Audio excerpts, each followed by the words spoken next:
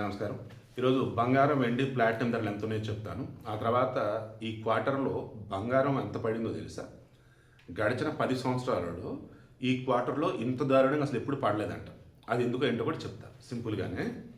ముందైతే బంగారం ఈరోజు కూడా తగ్గింది. 24 క్యారెట్ గోల్డ్ 270 రూపాయలు తగ్గింది 10 గ్రాములు.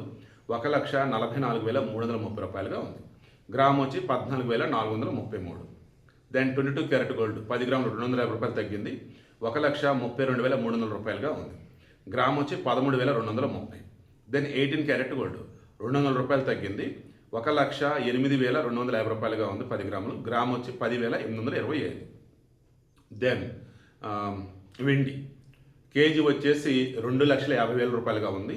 చేంజ్ ఏం లేదు, బట్ 100 రూపాయలు తగ్గినట్టుగా చూపిస్తున్నాడు. అది జస్ట్ ఫార్మాలిటీ అనిపిస్తుంది నాకైతే.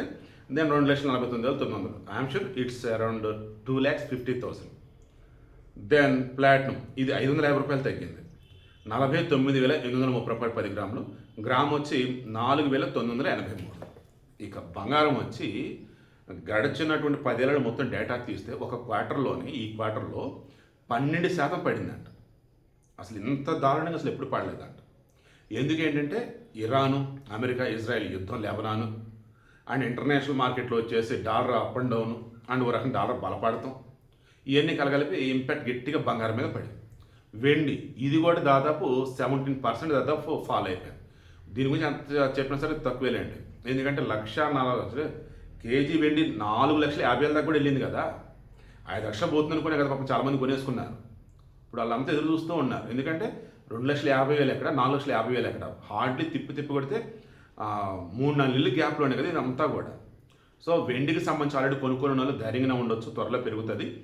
బంగారానికి సంబంధించి ఇంకా పడవచ్చు అంటే maybe there is a possibility. But మీరు ఒక రేట్ పెట్టుకోండి, ఆ రేటుకి వస్తే హ్యాపీగా కొనేసుకోండి. ఎందుకంటే ఒకవేళ పడ్డా ఇబ్బంది ఉండదు, పెరగటం అయితే ఖాయం రానున్న రోజులలో అయితే. ఇది ఇప్పటివరకు ఉన్నటువంటి బంగారం, వెండి, ప్లాటినం అప్డేట్స్.